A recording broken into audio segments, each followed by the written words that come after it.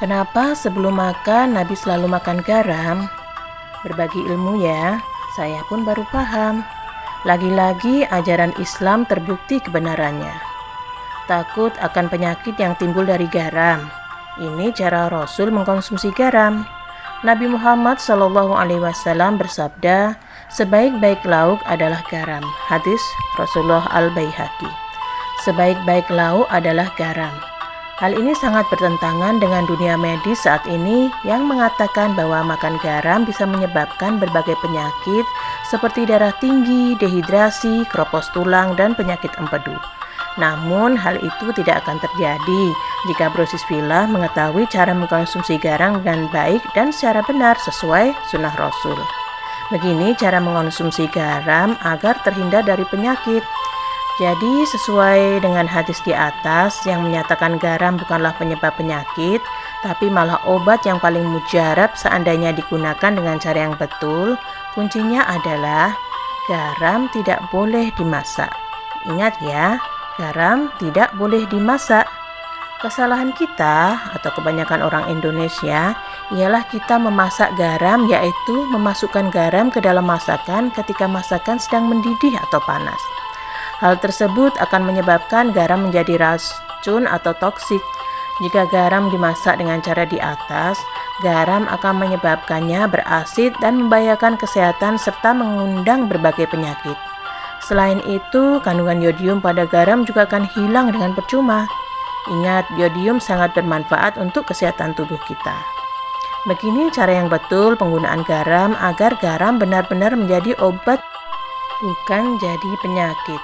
Masaklah makanan yang ingin dimasak sehingga selesai.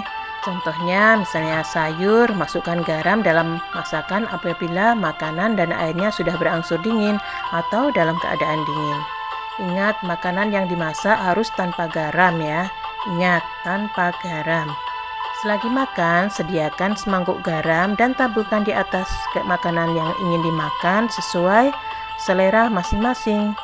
Garam adalah mineral bagi tubuh. Banyak amalan yang dilakukan oleh para salafus saleh, yaitu dengan mengambil garam sebelum memulai makan. Garam digunakan sebagai pembuka makan dengan mengambilnya dengan ujung jari dan dimasukkan ke mulut. Ingat, garam adalah mineral. Kelebihannya atau manfaatnya mengkonsumsi garam antara lain ialah mengobati lebih dari 70 penyakit, antara lain darah tinggi, diabetes, tulang keropos, gondokan, pusing, sakit kepala, dan lain-lain, serta tidak akan mengalami keadaan mati mendadak. Silahkan share ya Brosis Villa ilmu ini, sekiranya Brosis Villa ingin orang-orang yang Brosis Villa cintai menjadi sehat. Berbagai penyakit yang disinyalir timbul akibat garam seperti gejala jantung dan tekanan darah tinggi adalah akibat dari penggunaan garam yang salah. Karena kalau memasak jangan dikasih garam. Ingat, garam jangan dimasak.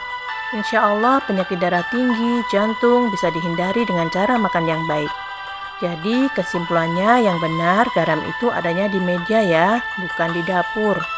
Marilah berubah agar sehat semua. Orang asing lebih awal menggunakan garam selalu di meja. Punya penyakit asam lambung. Cara mudah, murah, dan cepat mengatasi asam lambung yaitu seperti ini ya Brosis Villa.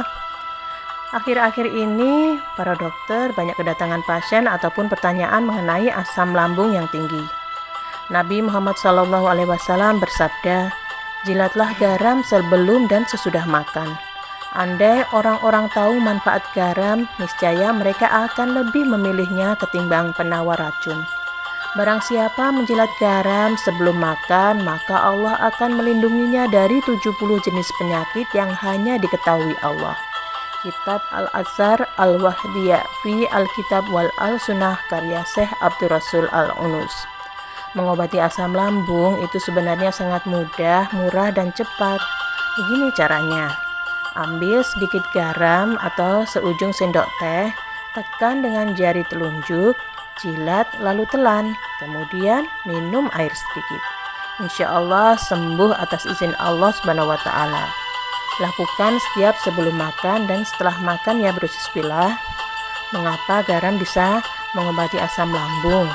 Karena asam lambung itu HCl bersifat asam. Dan yang kedua, natrium klorida plus H2O menjadi natrium OH plus HCl, sehingga natrium klorida atau garam dan H2O atau air berubah menjadi natrium hidroksida, sehingga akan membentuk asam klorida. Nah, itu sifatnya basa ya. Natrium hidroksida saat di perut akan bereaksi sehingga lambung asam bertemu basa menjadi netral. Insya Allah sembuh atas izin Allah. Ini ilmu penting ya Brosisvilla. Mari kita share agar bermanfaat bagi banyak orang. Dan semoga ini menjadi amal jariah untuk kita semua. Amin amin ya rabbal alamin. Barakallahu fikum, jazakumullah khairan katsiran. Wassalamualaikum warahmatullahi wabarakatuh.